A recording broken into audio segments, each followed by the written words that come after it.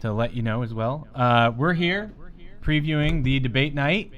Very happy to be here. Brianna Joy Gray is next to me. Hello, guys. And then we also have Belen. Belen Cisa. Thank you for having me on. It's really good to have you here. And then we also have a couple guests on the couch who will be joining us in a second. We're going to have Eileen Garcia as well as Josh Miller-Lewis. They'll be sitting down joining us for this pre-debate show that we're going to be doing. We've done a few of these now. Yeah. We're feeling pretty good. There's a lot to cover here. So for some context, we are all members of the Bernie staff. We're not random strangers from off the street if this is your first 99. What you're looking That's at true. looking at here at the table is a team of press secretaries here. Our Latino press secretary, our Midwest press secretary, and our national press secretary. Mm-hmm. And over on the couch, I hope you get to know all of us over time intimately and who we are and how we work on the team. And when we see them in a second, I want them to introduce themselves and their titles. But yeah, like Bill said, we have a lot to get through. You have this massive show tonight, and we have 10 candidates on stage. There's a lot to get through. So what we want to do is basically ask you, what do you want to hear tonight? Leave it in the comments, whether you're on Twitch, Twitter, just reply to the chain. If you're on Facebook, hit us up in the comments below. We want to know what you want to hear from the folks on stage tonight, what you want to hear Bernie talk about, what you want to hear other candidates address. I mean, this is the first time we'll have seen certain pairings of candidates on the stage together. The first time we have one consolidated night. So I think that in and of itself yields some possibility for some fireworks. So let's start off here. Let's start. Belen, what do you want to hear tonight? So I think that for me, obviously, politics is always something that's really personal.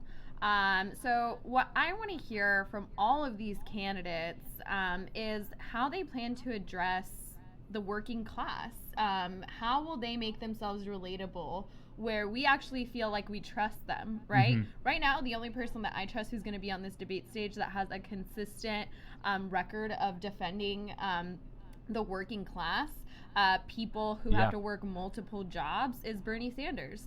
I think of my immigrant parents who sometimes I didn't even see at home because they would leave before the sun came up, and then they wouldn't come home until the sun was down. And so they weren't there when I, got ready for school. Those are vivid memories of, trying to get by. So I want to hear very clearly how these candidates plan to make life better for everyday regular people who work in this country.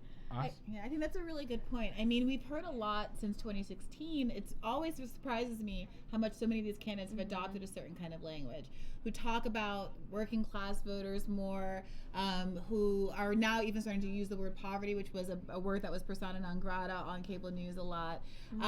But you look at what actually people have done in terms of the policies and plans that they've put out. No one has done anything comparable to, for example, the Workplace Democracy Act, which is Bernie showing a real commitment, not just lip service to unions, but creating a policy and a plan that will actually enable union membership to double, to make it a lot harder to bust up unions. These are the kind of things that you can see actually start to distinguish him from other candidates when the lip service, when the words start to blur together a little bit. And I love how Bernie always talks about his life growing up in a household of paycheck to paycheck. So again, leave comments below. We're going to take, kind of the second half of the show at the end here, right before the show, to address your questions and your comments about what you want to hear tonight. So be sure to leave them. We're going to get to them. We're going to try to get through as many as possible. We really want to hear from you. We have more people in the studio here, actually, which I'm really excited about. And I want to hear from them. So let's go over to Eileen and Josh, who are here. And Eileen, hello. Yeah, they're in the studio. Believe it or not, they're actually just a couple feet away from me. And so, Josh, let's just start off. What do you want to hear about tonight?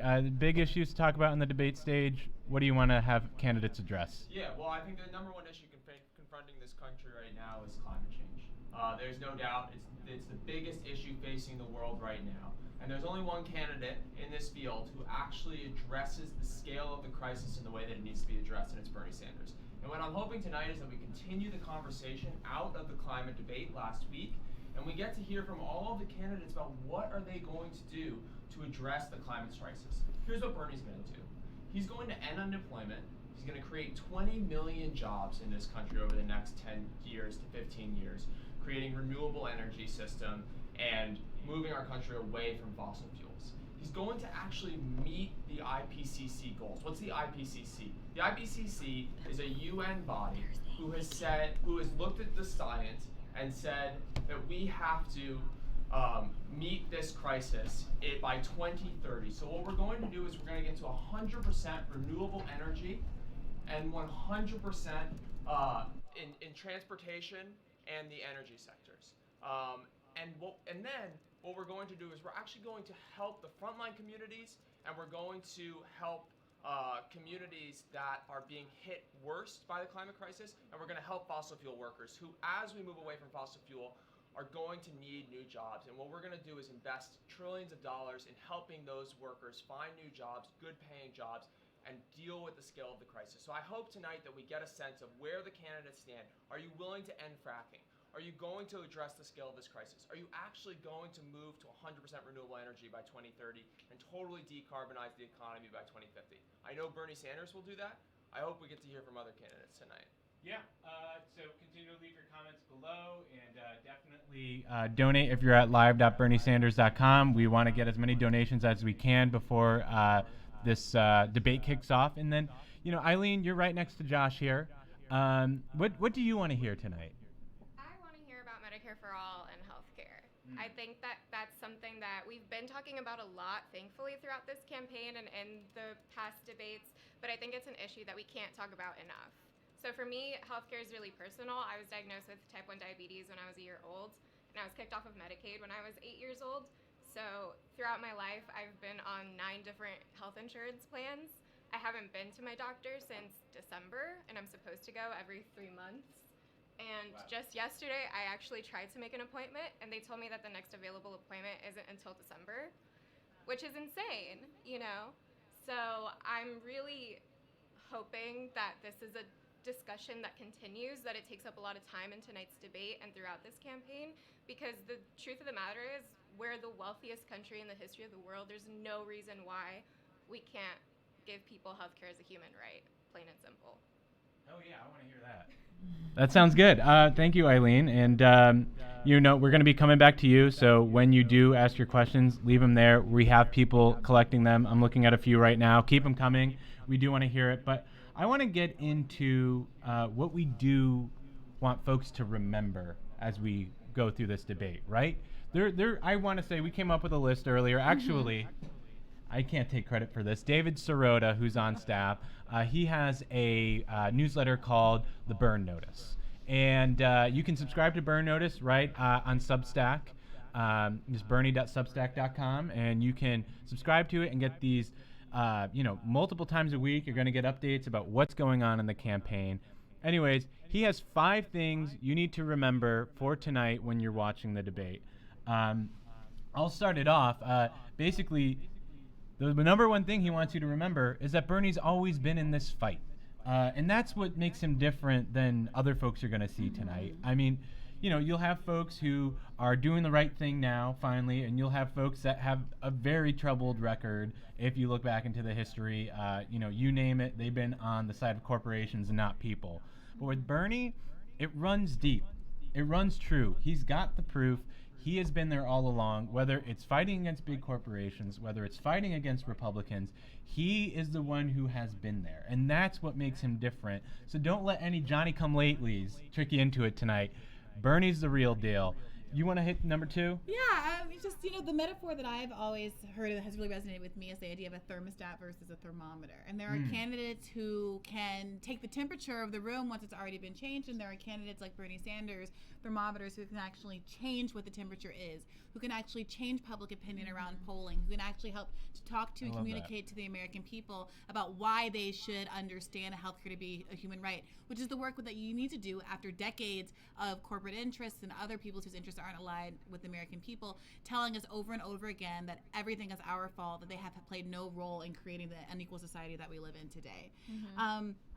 So speaking of Medicare, I guess number two. I think this is something really important. I'll take it away. Before we move any further, though, I do think that we should also, remind people to, get engaged in the conversation. You can also tweet at us. Right? Yeah. If there are any specific questions that you have for us, just make sure to flag them. We're not here to just talk at you. We want to talk with you. So make sure that you ask all the questions that you have.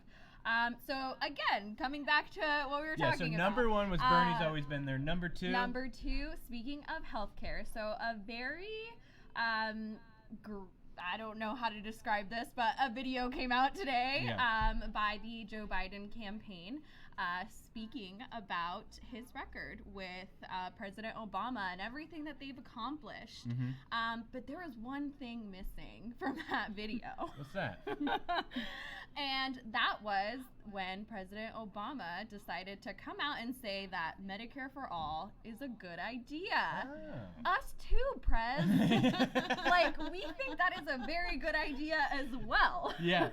And that is the reason why, it's ridiculous to hear someone go back and forth so much saying that, we don't need Medicare for all, like Joe Biden, who wants to keep the ACA. Right. But the reality is that you don't have to choose between one or the other. You can still support the ACA and work to make it better the way that Bernie has by, not even publicly, but doing this out of his own goodwill, wanting to help people and make them have access to healthcare is by investing in community health centers, right? Which we'll talk a little bit more about later. But Bernie has been in the front lines of trying to make sure that we keep the ACA. He doesn't want to kick anyone off of their health insurance. Right. He wants to make sure we all have health insurance. Yeah, and that's the core of it. That's the line right there. They're trying to characterize being against Obama and against Obamacare as being a way to kick people off of their health insurance. When the reality is Medicare for all is going to enable people every single person in this country to not only have health insurance, but to go farther than what Obamacare is able to do and provide no premiums, no deductibles, no co-pays, and to expand Medicare so that you now have also hearing, vision, dental, your chiropractor, mental health services, holistic, everyday care, and again, at zero cost. Which would be life-changing for everyone in this country, for our country. Life-saving for this country. And to characterize that as kicking people off of their health care, I mean, that's... Let's call things for what they really are. All right, so number one, we had Bernie has always been in this fight. You got to remember that tonight. Number two, Obama backs Medicare for all. You have to remember that tonight. Number three, what's good, Brianna? Well, the thing that you really need to remember is that Medicare is wildly popular. There have been a lot of polls over the course of the last couple of years, but polls have shown that upwards of 70% of Americans actually approve of Medicare for all. And that number goes up when they learn more about the fact that, like I just said, you have no co-pays, no deductibles, no premiums. The average American is paying something like as much as $2,000 a month in premiums. So we're talking about $24,000 a year just to have coverage, not even talking about what it actually costs when you get sick and have to go into the doctor. There are 500,000 Americans who go bankrupt every year in this country because of medical costs, right? So we're talking That's at a place... 500,000 people. 500,000 people in the richest country in the history of the world. So they'll say to you, oh, but when people find out more about Medicare for all, poll numbers go down. What they really are saying is when people are misled about what Medicare for all actually is, poll numbers go down. So when they tell them, oh, you're going to have to lose your doctor, sure, poll numbers are going to go down. But what they don't talk about is the fact that in the course of this campaign, we are explaining to folks that you have more stability under Medicare for all than you do in your current employment situation. Right now, the average American has 12 jobs by the time they're 60 years old. And most of the people in this room know what it's like to have a period of job instability just because you're switching between jobs, because you are let go, because you have a job that doesn't allow you to work full-time 40 hours a week and doesn't actually give you job insurance because you're working for a small business that's not required to provide you. Exactly. Yeah. There are a lot of reasons why people don't have insurance right now. And so what we're talking about is more stability, and Americans get that. And when that's explained to them as the way that we've just done, it's overwhelmingly popular. So that's great. So let's just recap, 5 things that you need to know for tonight as you're watching the debate. We're going through each one point by point. Number one, Bernie. Bernie has always taken on this fight. Yeah. Number 2, Belen.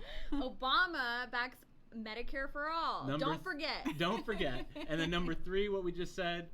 Medicare for all is wildly popular.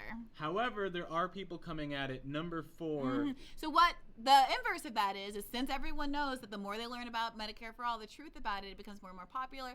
Millions and millions of dollars are being sunk into misinformation campaigns by the pharmaceutical industry and insurance industry, who have every incentive, meaning their pocketbook, to disabuse you of the reality of how much Medicare for all can actually benefit from your life.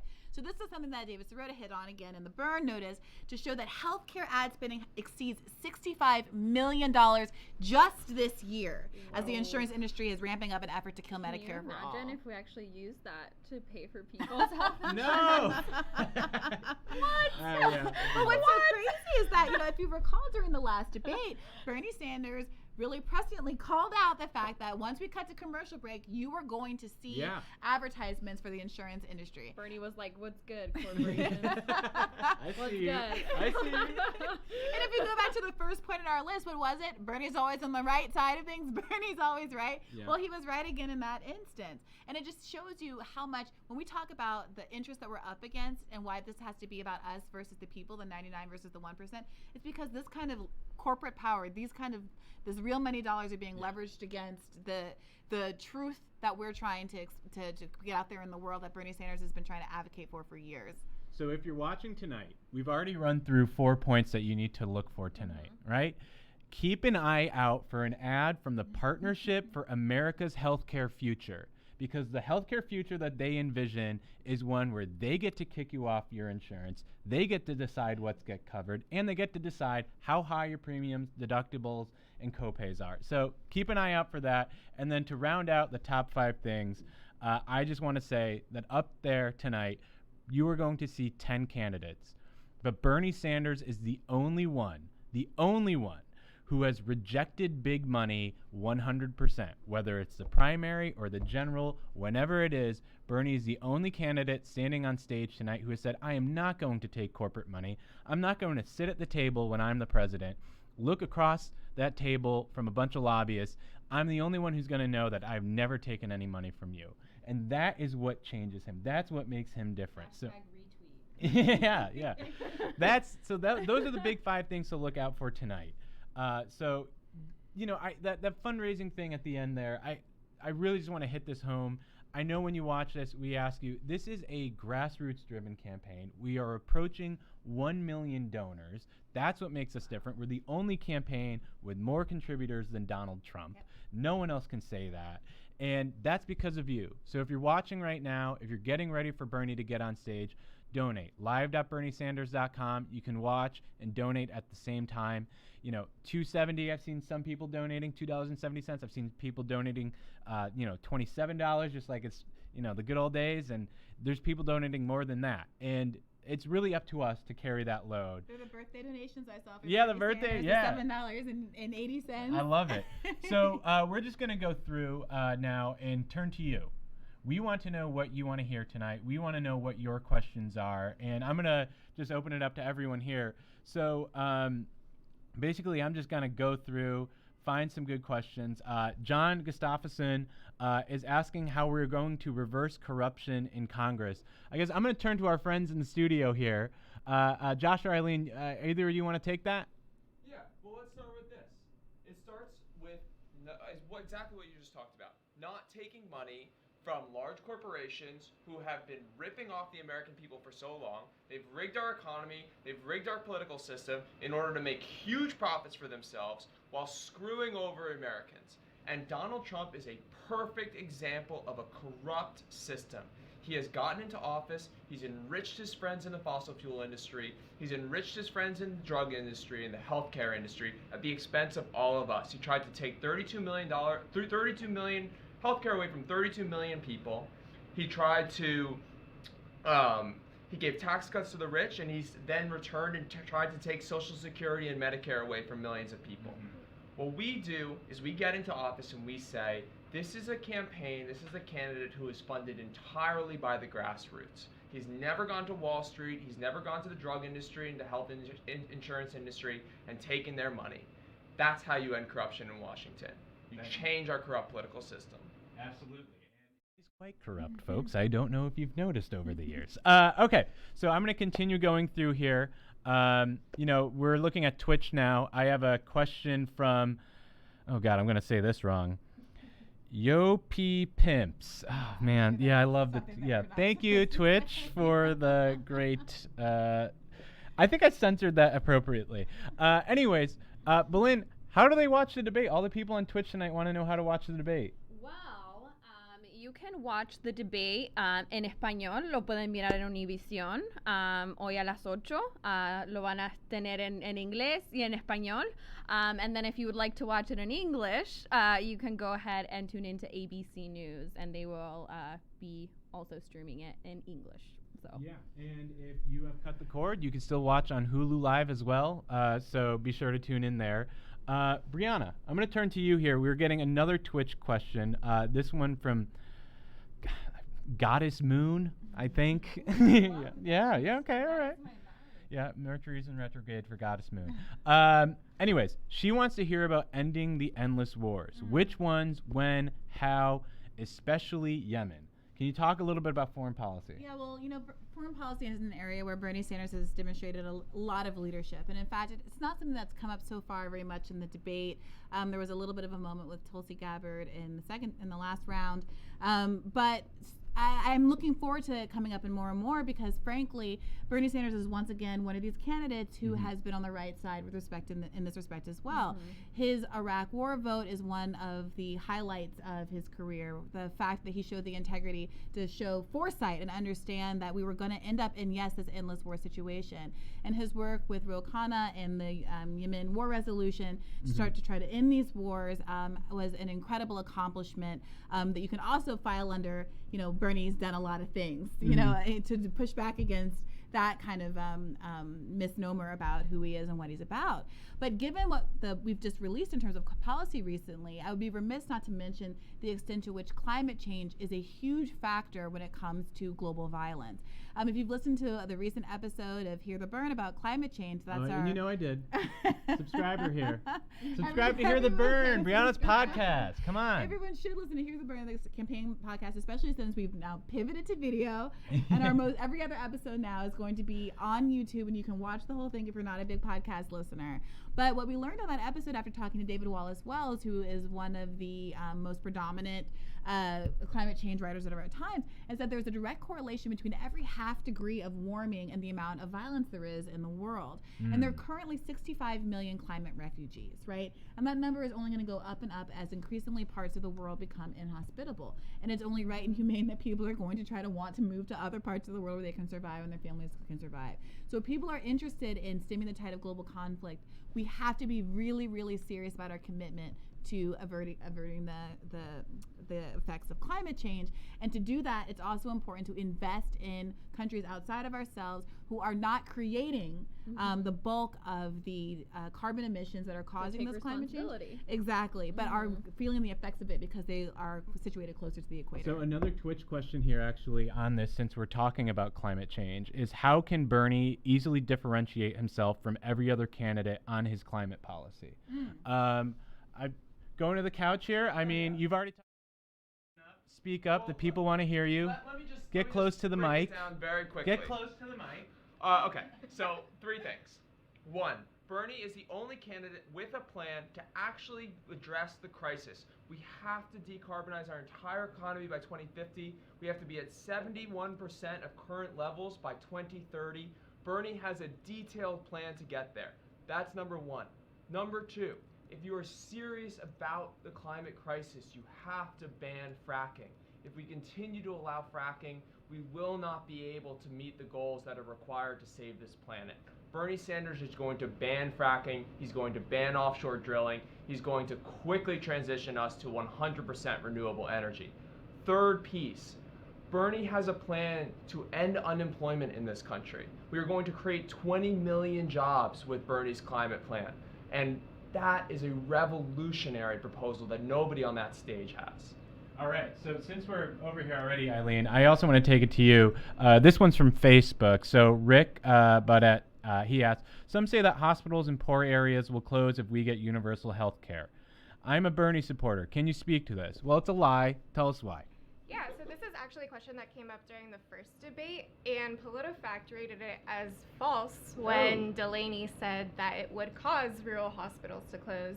And that's because a lot of people have this misconception about Medicare for All, that we would use the same reimbursement rate as the current Medicare system, and that's just not true. So actually what we would see under a Medicare for All system is that rural hospitals would actually have an increased revenue because they wouldn't have to rely, like right now, a lot of people who go to the hospital, go to collections, they can't pay back their bills. They rely on their insurances to fight and make sure that people are submitting their claims. This is a fight that would go away. We get rid of all of the administrative costs. So actually, the reality is hospitals are more likely to increase their revenue than lose money. That's right. And another thing you have is that you have a lot of rural hospitals are serving lower income people. You go to a Medicare for All system, you're paying higher rates for lower income patients. You're actually going to, as you said, increase revenues in rural hospitals. The reality is Medicare for All would help rural hospitals rather than hurt them. That are struggling a lot in this country right now. I used to live in a rural area, and one of the biggest problems that they had was that people would come in, a huge, actually a disproportionate percentage of people would come in and not have health insurance. So the hospital just foots that bill 100%. I mean, like Medicare for All, everyone's insured. That's what the all part means. I feel like I have to explain that to folks sometimes. Yeah, it means all. This is a really good one from Facebook here. Good old Russell Fumps. God. No, this one's from I'm going to go to a Facebook one. This one's from Phil Fisher. Thanks for watching, Phil. And again, if you're watching right now, put your questions right now or your comments. What do you want to see talked about tonight? What do you want more clarity on? If you're a Bernie supporter, you just heard us address rural hospitals and a lie that was told in one of the first debates. We debunked it. Eileen took it down. So right now, Phil Fisher on Facebook wants to know. He says, it's Citizens United that caused all this to happen through the corporations. It's not just because Donald Trump. It started before Donald Trump. But he's the one who makes it so bad it's intolerable. So, Brianna, walk me through this. I feel like tonight we're going to hear a ton about Donald Trump. Did it all start with Donald Trump, or has this been going for a while? Yeah, I mean, it's one of these things where it's undeniable that the Trump administration has been uniquely cruel in its approach to how it treats the most vulnerable among us, right? Mm-hmm. There has been a certain unapologetic boldness with which he has, implemented tax cuts for the rich, terrorized people at the border, created a crisis of his own doing, used it to villainize entire races and religious groups of people, and that there is an openness to the nature of the way that he's run this country that makes it, yes, particularly intolerable. But I do think it's a really good point to make that there has been the overarching concerns, the massive inequality. It's part and parcel of a trend that extends long before Donald Trump, which is why it's important that the next president can't be someone who is just going to beat Trump. Yeah. Because that basically resets us to a status quo that was also intolerable for millions of Americans, even if it wasn't so obvious. And for a lot of Americans, what they're really experiencing now is that there's a shared understanding of just how bad things are. Whereas before, there were some people who were checked out at brunch.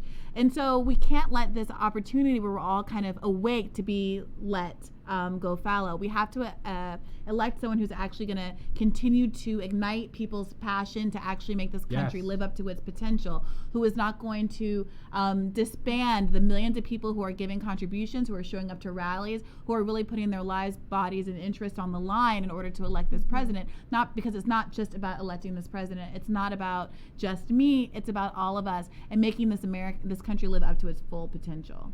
It's just one of the most obvious things to me, right? Because like he mentioned, Citizens United is a huge part of this. That happened before Donald Trump. Yeah. But even before then, we were fighting all these right-wing interests. Yeah, I mean, this is a constant to the 1970s. I mean, there was a concerted choice basically for, the parties to abandon labor as its primary source of revenue and instead look to corporations. And the rise of, speaking of the fact that we're on Twitch, the rise of commercial spending and big corporate media, and the fact that you were able to get so much influence by using money to make ad buys is what made the race to raise a lot of money from corporations really take off, right?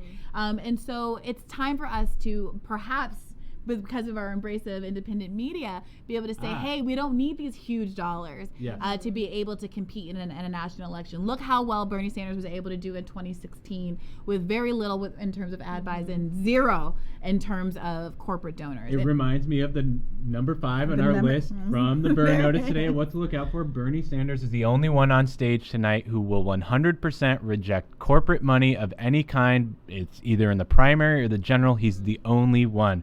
Let's keep it moving here. You guys are sending in a lot of really great questions. Continue to hit us up with questions. We're spending really the next half hour before this debate previewing it through you. We want to hear what you want to hear tonight on stage. We want to hear some questions that you don't think will be asked on stage tonight and you want addressed and everything like that. I wonder if Citizens United is going to be brought up, for example. So we're just going to continue going through here. Another Twitch comment. This one's coming right for you, Belen, so watch out. Sam for Jedi. Yeah, Sam for Jedi is going to try to trip you up. He wants to know, I would like to hear about college. I think Sam's not talking about what is college, but how Bernie's going to address college. Can you talk a little bit about higher education, how Bernie's the best? I mean, with how much student debt everyone has, I probably wouldn't be able to finish the question either. It's like, what's college, period? Suffocating envelopes. It's like, I can't breathe, all this debt. Well, thank you so much for that question. I mean, I don't think any other candidate has such an extensive and progressive plan to, 1, cancel student debt, and 2, to ensure that whatever type of schooling you want to do after high school, whether that's a trade school, whether that's a community college, whether that's a public university, no matter how much your family makes, you should be able to attend those institutions.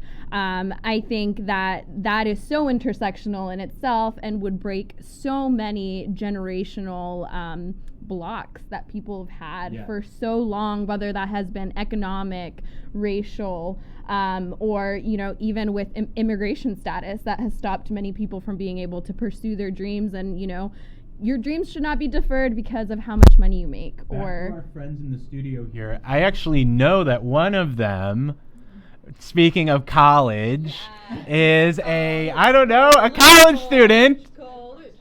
Unfortunately, what is... It's been a bumpy road. Tell us about it. So my college journey started at NYU, where I was taking out a few student loans to get by. And unfortunately, I ended up not really liking the school. It was not what I expected coming into college, so I made the decision to transfer to another university here in Washington, D.C., where I also had to take out student loans to keep up with the payments. And they decided to not give me financial aid starting into the fall semester. After representing, right, that you were going to be able to get it, then they told you. I had multiple meetings with the financial aid office where they told me multiple times that I would receive aid, that I did all of my paperwork, that I was good to go. And a month before my bill was due, they told me that I wouldn't get any financial aid, and I had to take out a $30,000 loan to cover a single semester, which was insane. So 2 weeks before classes started, I dropped out and enrolled in my local community college, where I'm now on track to get my associate's degree by December, and I'm $85,000 in debt.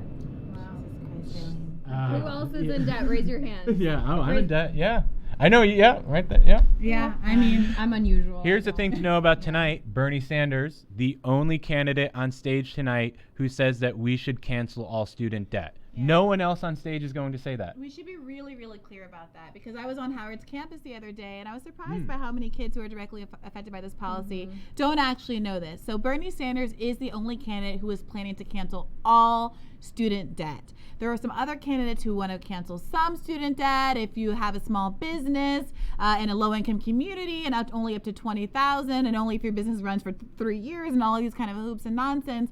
But the reality is there's no one who comes even close to Bernie Sanders' policy. And if you're wondering, that might be costly. I mean, I alone have $180,000 of debt. How is he going to pay for all of our debt? Well, the answer is it's from a very small tax on the kind of speculative trading that got America into a lot of trouble when the financial crisis in the begin was. So the kind of trading that we would like to discourage, but this very small tax that amounts to $5 on every $100 of trading won't do much to actually deter productive kinds of trading. And that was actually just a question on Twitch right now. How is he going to pay for this debt? It was from Buttered Roll before. Yeah, well, there you go, buttered roll.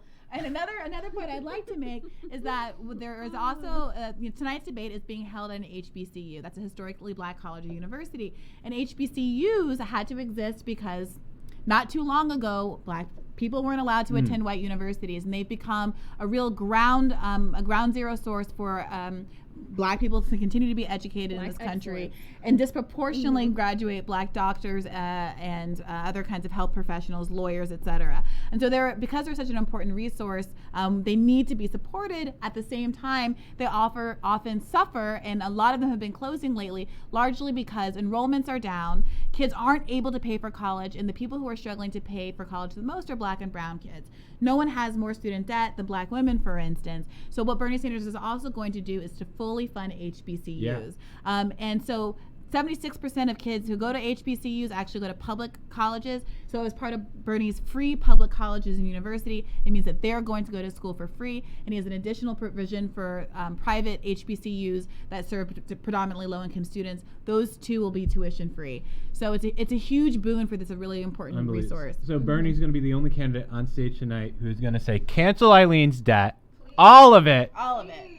And then and then make her tuition free. Yeah. Come on. All right, well, that's what Bernie's going to be saying tonight when it comes to that.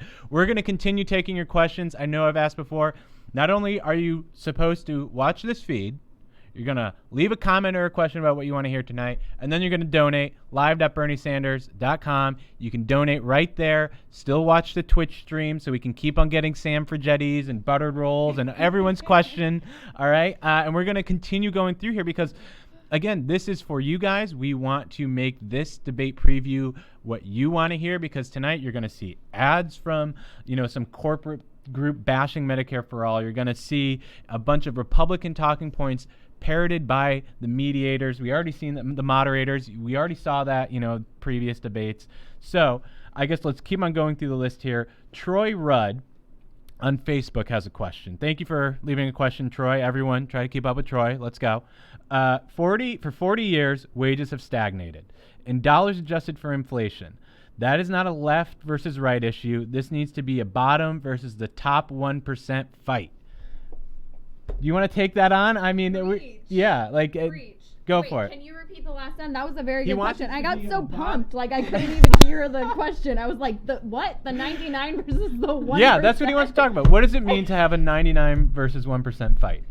Well, I mean, it means having a movement. I think that throughout history, we've seen that, like Bernie says, change never comes from the top down. It comes from the bottom up. Hell yeah. And whether that's been the gay rights movement, the women's rights movement, the civil rights movement, most recently the immigrant rights movement, nothing has happened because it's just been given to us.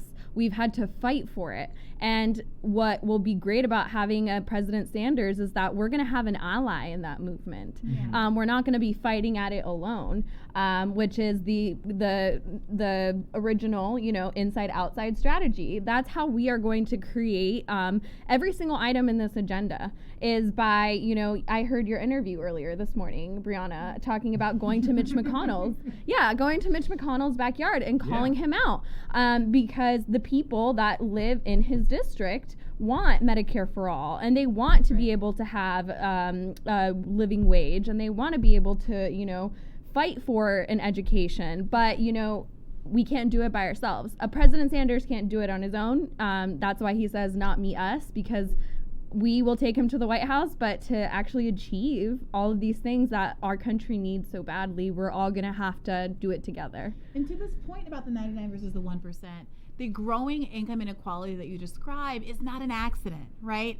When you ask people, what do they think the gap between an employee and their employer is? What's the ratio? Most people guess something about 30 to 1. I won't ask anybody in this room because I know you're all pros. Right?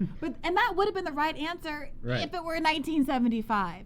But over the last 30 to 40 years, because of choices that have been made by our politicians in office. Deliberate choices in Washington. Deliberate choices, including making it a lot harder for people to be participating in unions. That gap has grown tenfold to that today it's closer to 1 to 300. As the average CEO earns 300 times as much as their employee. And Jamie Dimon, the CEO of JP Morgan earns 381 times as much as his employees. And why is that?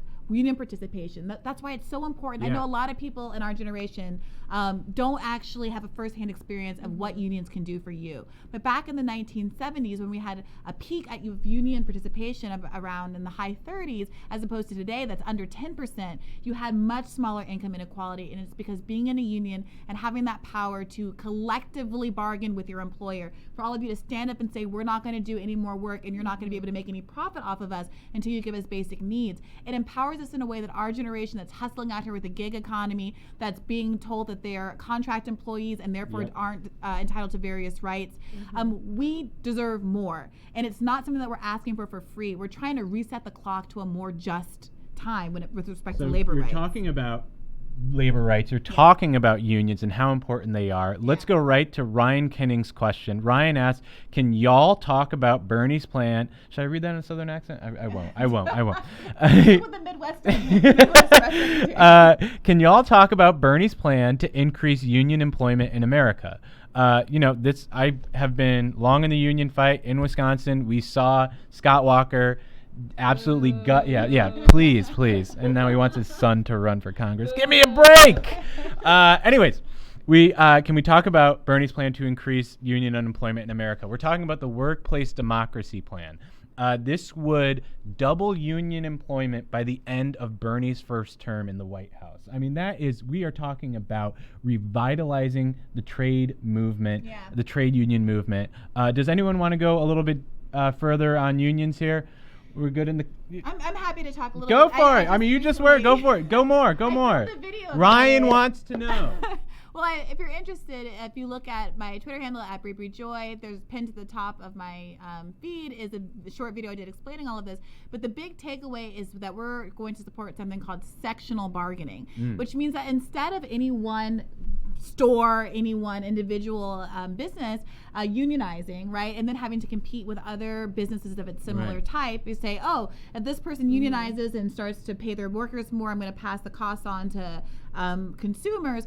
When you do sectional bargaining, it means that everyone in an industry unionizes at the same time in one giant union, which means that customers can't flee to another store. It means that the incentive to say, hey, I'm going to depress wages by stealing from my workers, basically, is no longer there. We're all in it together. And when in other parts of the world, including many European countries where they have sectoral bargaining, they actually have much higher union participation rates and much lower rates of union busting or illegal activities that are currently prohibited by the NLRB, but which aren't always enforced, which make it more and more difficult for people to unionize, which say, hey, I'm going to tell you bad things about unions. I'm going to fire you if I think that you're going to unionize, things like that. Insane.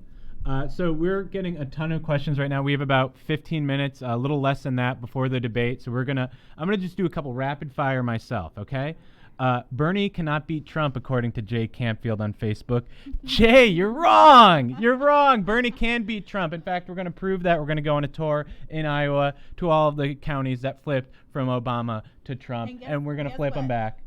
Has anybody raised more money than Bernie Sanders in those districts? No one has. Bernie raises the most in counties that have flipped from Obama to Trump. It's just fact. And I'm going to say this, Jay, if you don't believe me, read some polls. And I mean 30 polls in a row that show Bernie beating Trump. So, okay, Jay, nice try.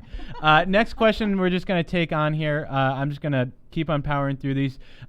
Shannon Pay on Facebook, when will medical marijuana be legalized at the federal level? When Bernie's in the White House. That's when. We're going to legalize marijuana and we're going to expunge past records because anyone who's been arrested for marijuana, which is predominantly black people, which is predominantly Hispanics, they will be expunged, their records. I mean, come on. That's the only way to do it. And also all of the profits that are coming from the burgeoning legalized marijuana industry we're going to make sure that the people who have been disproportionately impacted, the communities that have been disproportionately impacted by the war on drugs, are going to see those benefits. And then my last little rapid fire one right here from Twitch, Greasy Digits. Greasy Digits asks, I mean, we bail out every other. This question comes from Greasy Dibbits. I mean, we bail out every other corporation and bank. Why not bail out the people? That's what I'm talking about. When we cancel, mood. Exactly. Yeah. I mean, that's like every time they say, "Oh, Medicare for all is going to cost too much. Oh, canceling all student debt's going to cost too much." Well, first of all, we have pay-fors. We show how we are going to pay for that. Bernie's $16.3 trillion Green New Deal is fully paid for over 15 years, and it goes right after the greed of the fossil fuel corporations who put us in this mess in the first place. But with that being said, every time we look back at this, we were able to pony up $29 trillion to bail out Wall Street. Meanwhile, middle-class families, working families were devastated. It's time for that to end. That happens when Bernie's is in the White House. All right, back to the questions. Again, we have 10 minutes here. Leave some more questions. This debate is going to be incredible. We're really excited about it. We told you what to look out for. We told you, what we hope to hear tonight. We want to hear what you hope to hear tonight. A Facebook comment.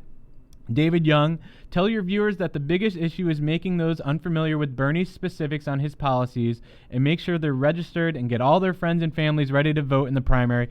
Belinda, we already heard you talk about the need for a movement. Eileen, tell us what it means to get folks registered and actually participate in our democracy. I mean, that's probably the biggest thing that you can do. The more people that we get involved in the political process, the more we'll be able to get the government to work for us.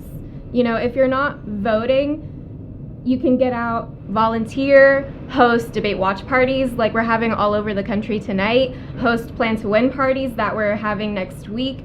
Get involved and show your preferences. Show these people who are in the government now what you want them to be doing for you, how you want them to help you.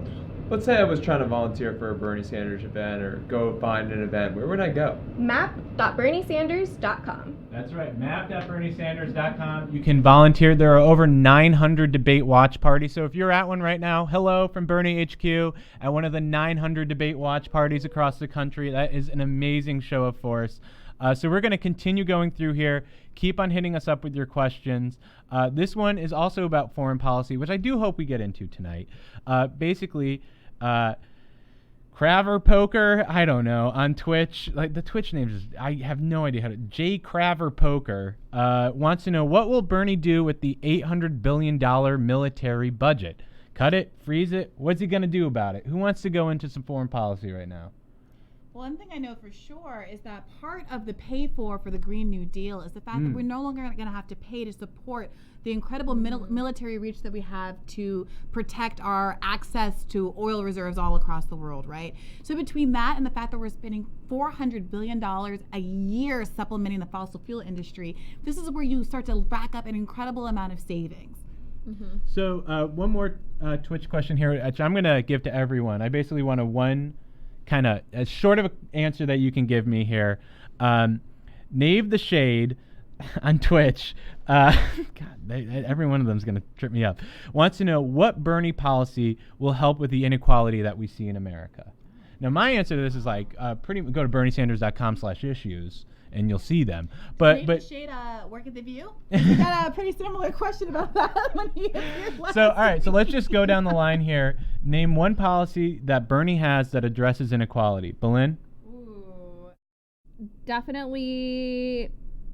This is a hard one because I feel like so many of his policies do. If you put them all together, they all do. I feel like Bernie's agenda is the people's agenda, so that's the best way I can put it. berniesanders.com/issues, you can read them all. If you were to name one. The Green New Deal. One undersold aspect of it is the fact that it has a lot of funding for frontline communities. Those are communities that have historically been marginalized and bear the brunt of the climate crisis, experiencing more lead paint, more closer to factories, but poor air quality, et cetera, et cetera. And we know those communities disproportionately look like they're Black, Brown, Native American communities. Yeah, I think with climate change, everyone thinks, what about these communities that regularly see hurricanes or any of these climate catastrophes? Well, the dirtiest zip code in Michigan is in Detroit, and it's because it's right next to a refinery. We have to help them out. All right, Eileen, if you were to take, what's one policy that Bernie has that will help inequality? I'm going to go with the Workplace Democracy Act because I think when people have more protections in their workplace, that can only quell inequality. Nothing fights inequality like a union. Josh? What's one that fights inequality? I gotta go with making the wealthy and large corporations pay their fair share. That's kind of going right for it. We finally have to invest in the American people. Stop letting corporations offshore put money overseas that should be going back into the pockets of working people. And only Bernie rejects that big money 100%, whether it's primary. Yeah. Lynn, your shirt. Your shirt. That's what we're talking about. That's what we're talking about. So, Nave the Shade, thank you so much for that. We can go around the room. Now, we have 5 minutes left before the debate, and we just want to close this out by saying this here tonight is a show about you. We took your questions. We previewed the debate based on what you wanted to hear, and that's what this campaign is all about. So, like Eileen said, you can volunteer by going to map.berniesanders.com because Bernie only wins when we do the work. And when we knock on doors, when we talk to our neighbors, when we get on the Burn app and organize our own communities. And the only way that this campaign can continue to function is if it's funded by grassroots donors. Bernie's rejecting that corporate money, so we need you to donate. You can donate now at live.berniesanders.com. You know, the second debate was actually one of the best fundraising days that we've had on this campaign so far. And I want that to no longer be true. I want it to be the third debate. So if we can make tonight one of the biggest fundraising days of Bernie Sanders' political career, we could make history. All that it takes is for you to donate, whether it's $2.07, $27, or more than that. You can do it. It takes every one of us pitching in. And then before we go, I guess, do you guys have anything that you want to say before we close out here? Just that, we kind of make these calls for donations, and it can seem like, okay, I'm going to do it next time, or, I think doing it now and also making a recurring donation, like set it and forget it style, is really, really helpful because it enables us to keep traveling the country and get more feet on the ground to do the real work of knocking doors and talking to people person to person. I was in New Hampshire over the course of the weekend and participated in some door knocking, and it really is really inspiring to see the community members that come out and do that work, take the time out on a rainy Saturday to commit to it. And when you have those conversations, you understand that that's where the magic really happens and change really can be made. So, on behalf of myself, Bill Neidhart, Brianna Joy Gray, Lynn Cisa, Eileen Garcia, and Josh over here in the studio as well. They've been next to us the whole time. I'm over here. They've been right here. We just want to say, enjoy the debate. Bernie's going to win. We can't wait for it. Join us for the post show that will be happening right after the debate ends. Signing off. Feel the burn.